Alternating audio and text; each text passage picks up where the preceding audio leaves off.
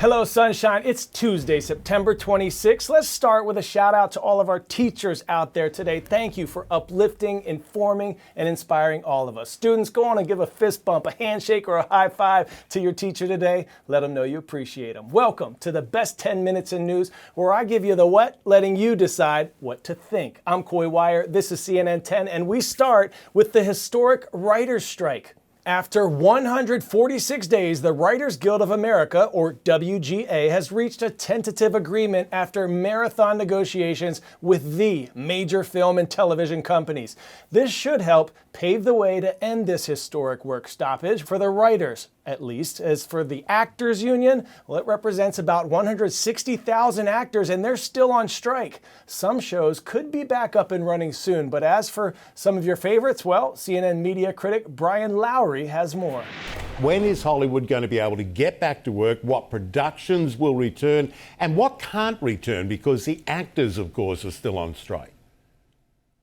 Right. This is going to happen in stages. So some of the talk shows, which we're already talking about coming back without writers, will be back up and running fairly quickly. Things like Drew Barrymore's show. Variety is reporting that the late night shows, Colbert, Kimmel, Fallon, could be back up and running in early October. And then it's going to be a matter of time. You're going to need the actors. The actors will likely follow the template that the writers negotiated, but they have some issues that are unique to them. So the actors will have to get their deal done. I think before you get wholesale scripted production back to work, it's going to be several weeks, and then you start to run into the holidays. So we really don't know exactly. 10-second trivia. Which band has the longest running fan club? Rolling Stones, Nirvana, Queen, or U2?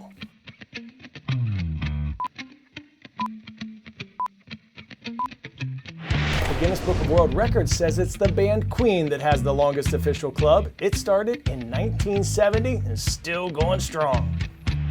We will rock you now with some space news with quite the rock band connection. NASA successfully landed samples from the surface of an asteroid back here on Earth. The samples originally came from the asteroid Bennu and were collected back in 2020 by the OSIRIS-REx spacecraft while on a continuing mission to explore new asteroids. NASA will share more details about the sample on October 11th. Now, what does Queen's song "We Are the Champions" have to do with all this, my friends? Well, the guitarist for the classic rock band, Brian May, is an astrophysicist and a team member for mission OSIRIS-REx. That stands for Origins, Spectral Interpretation, Resource Identification, Security, Regolith, Explorer.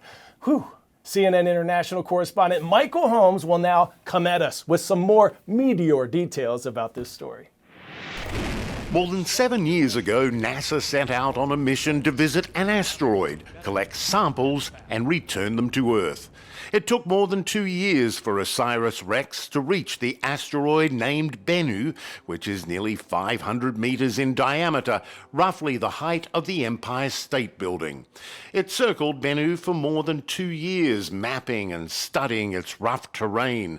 Then, in a brief touchdown in 2020, when the spacecraft attempted to extract rock samples from Bennu, something unexpected happened. As the spacecraft swooped in to gather some samples, it landed with such force that it set off an explosion of loose materials. The asteroid's surface was softer and looser than expected. Then, after collecting rock materials from the asteroid, OSIRIS-REx departed Bennu in 2021 and has since been on its way back to Earth. Scientists believe that carbon-rich asteroids like Bennu could hold the answers to the mysteries of the origin and formation of the Earth and the solar system. NASA says the asteroid holds the leftover materials from 4.5 billion years ago, back when the solar system was first forming. The spacecraft already found traces of water embedded within Bennu's rocky surface in 2018. So NASA scientists say the samples could take us back to the dawn of the solar system. We believe that we're bringing back that kind of material, literally maybe representatives of the seeds of life that these asteroids delivered at the beginning of our planet that led to this amazing biosphere, biological evolution, and to us being here today to look back on that amazing history. But the journey isn't over yet for the mothership OSIRIS-REx. Renamed as OSIRIS-APEX, the spacecraft will embark on its next mission to chase down and investigate an asteroid named Apophis. Cristiano Ronaldo, Neymar, Karim Benzema. Some of the game's biggest names now playing their football in a league that until last year, many internationally had never heard of, the Saudi Pro League. But why is it happening? Barcelona's president Joan Laporta has claimed there are no sporting reasons for players to make the switch to Saudi. The SPL is a league without the traditional history, playing prestige or status behind its silverware. According to stats company Opta, it's a league ranked only 36th best in the world. When a then 37-year-old Cristiano Ronaldo moved to Al Nassr, there were suggestions he saw it as something of a new luxurious retirement destination, but he says he is determined to help it become one of the best domestic competitions in the world. And the arrival of the likes of Neymar, Benzema, Ruben Neves and Roberto Firmino is a sure sign of intent. Saudi Arabia has the money to sign any player it wants if the players want to move there. It's a league without the financial fair play regulations imposed on European clubs, with reports of Ronaldo, Neymar and Benzema earning well over $100 million a year.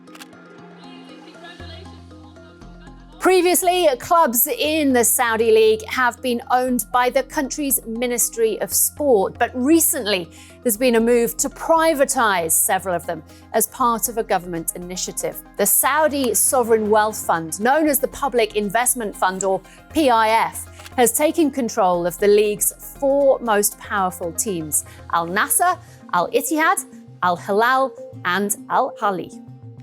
Crown Prince Mohammed bin Salman is chair of the PIF, which has an estimated value of more than $776 billion in assets, according to its most recent filing.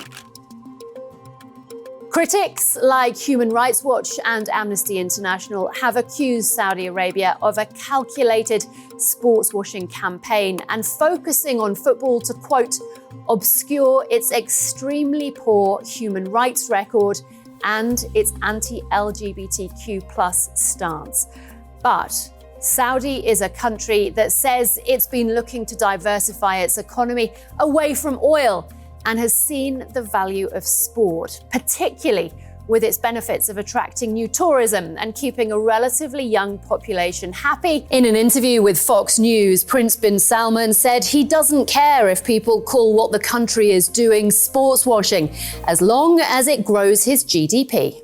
And attracting players is just the start. If this is about putting Saudi Arabia on the map, there's no better way of doing that than playing host to the biggest and best sporting event on the planet. A World Cup bid is reportedly expected for 2034.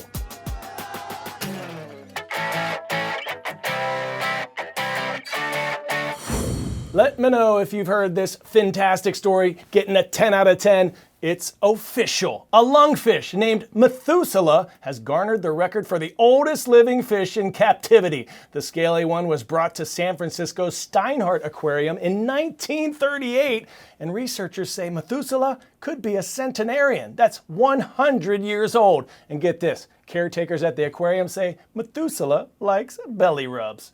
Fish are smart because they swim in schools. Thanks for tuning in today, my sophisticated friends, especially my phenomenal, or feathery friends rather, in Stanford, Kentucky. Eagles of Lincoln County Middle School, this is your moment, so own it. Thanks for subscribing and commenting on our CNN 10 YouTube channel for your shout out today. Shine bright, y'all. You never know when or how, but you can be the light that someone needs today. I'm Coy, like the fish, but spelled differently, and I'll see you tomorrow.